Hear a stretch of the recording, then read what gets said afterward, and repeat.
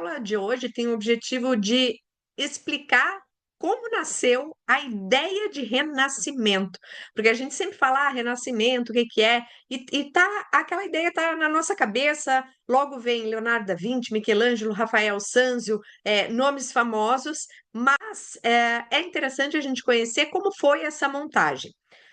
Vocês sabem que eu gosto muito de fazer linha do tempo, porque eu acho que é importante a gente conseguir enquadrar esses momentos históricos em determinado momento. As nossas aulas de história não são para aprender nome, para aprender data, mas para a gente entender um processo, para entender como foi cada momento histórico e quais foram as principais consequências e fatos. Então, a nossa aula hoje começa com uma linha do tempo lá da queda do Império Romano do Ocidente. Essa linha do tempo está englobando o que aconteceu principalmente na Europa. Nós não vamos falar do que aconteceu na China, do que aconteceu no Oriente, do que aconteceu nas Américas. Essa linha do tempo é para a gente conseguir enquadrar esse momento renascimento que, historicamente, tem como berço a Itália. Então, esse é o nosso foco da aula de hoje. É interessante a gente pensar o quanto está dentro do nosso imaginário o renascimento. Vocês já pensaram nisso?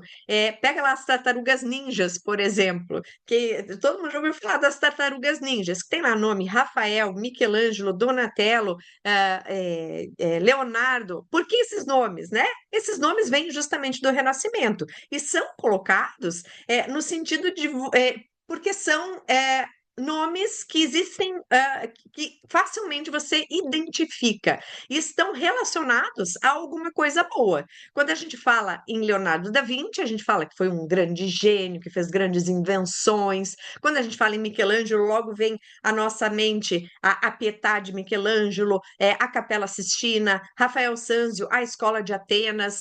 Então, esses artistas têm uma capacidade muito grande, ainda séculos depois, de levar multidões para museus, quando alguém fala assim, foi descoberta uma nova obra de Michelangelo, vira capa.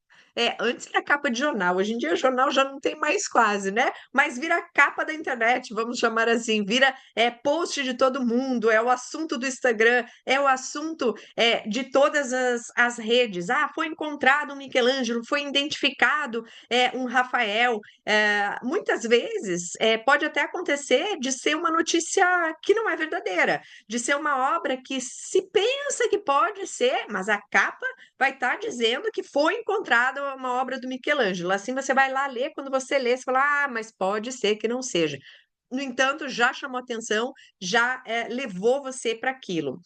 E se a gente for pensar, dentro de tudo que a gente tem hoje, é uma infinidade de arte que nós temos. Nós temos arte contemporânea, nós temos a arte da Idade Média, nós temos a arte antiga, Grécia e Roma, e ainda assim, o Renascimento parece ser aquele movimento que mais chama atenção. E a gente vai começar a descobrir os motivos disso. E essa tendência vai chegar no auge com a história de Giorgio Vasari, que vai escrever a vida dos mais excelentes arquitetos, pintores e escultores italianos, de Cimabue até os tempos nossos, né? No caso dele. E como eu comentei, publicada em 1560 e revisada em 1568. E ainda é uma das grandes referências para a gente estudar. O Vasari vai organizar a história da arte italiana em períodos distintos também, e vai contar quais eram as preocupações dos artistas do século XVI, principalmente imaginando que o desenho era extremamente importante. O desenho é importante para a pintura, para a escultura, para a arquitetura e assim por diante. Reparem como o Vasari vai colocar três coisas, né? Ele vai colocar pintura, escultura e arquitetura. Já vai aparecer uma crítica a ele sobre isso. Ele vai dizer que os artistas dessa última fase, que é praticamente contemporânea a ele, são os melhores, né? Que eles não só se igualaram aos antigos, mas superaram os antigos. Então, Michelangelo, Leonardo da Vinci, esses artistas foram muito mais sensacionais do que os artistas que existiram lá na antiguidade clássica greco-romana. Vasari vai afirmar isso. E que não era só um renascimento, mas era uma mudança, uma inovação. Então, a ideia dessa era moderna que eu comentei com vocês, né? Que vai aí permear durante todos os séculos e a gente vai acreditar nisso, vai vir, vai dizer, opa, realmente, ó, eles fizeram tudo de novo, nada aconteceu antes. E a informação vai vindo, vindo, vindo. Veja como é importante a gente estudar a história para conseguir compreender as dinâmicas, né? E quando a gente só aceita uma informação, falta, né? Falta. Então, é muito bom que vocês estejam aqui escutando tudo isso. E a geração do Vasari tem certeza que eles estavam fazendo tudo novo, gente. A difusão da imprensa, que eles estavam descobrindo um novo mundo, né? As Américas, né? A inovação no campo da medicina, anatomia, cartografia, arte bélica, engenharia. Hoje em dia a gente sabe que não é assim. Quanta coisa veio muito antes desses caras aqui do Renascimento. Claro que houve talvez uma não se perdeu, mas um deslocamento de conhecimento, mas já existiu muita coisa. Se a gente pegar os antigos egípcios, eram sensacionais em medicina, né? Basta ver o processo de mumificação e outras coisas. Mas aqui, nesse momento, no século XVI, você acha que eles criaram. Sabe, somos todos nós os gênios, e assim que é a vida. E ele fala que essa madeira moderna é um fenômeno principalmente italiano. E aí ele vai associar, além, não só a Itália, mas ele vai associar a Toscana, que é a sua terra, ele é nascido em Arezzo, e a sua pátria, que ele considerava adotiva, que é Florença. Então, isso, o texto de Vasari é muito tendencioso, ele vai falar dos artistas que são da terra dele, que são os toscanos, principalmente. Então, dentro dessa perspectiva, esse renascimento, essa era moderna, não é só um evento temporal, mas também geográfico, que aconteceu onde? Na Toscana, em Florença.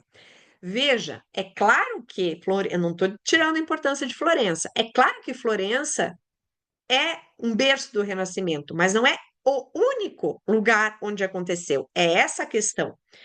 O Vasari vai trazer essa ideia. E aí vai ficar na nossa cabeça que é Florença e vai esquecer o sul da Itália, por exemplo. Ele mal menciona o Nápoles, ou então Milão, que também é importante, enfim.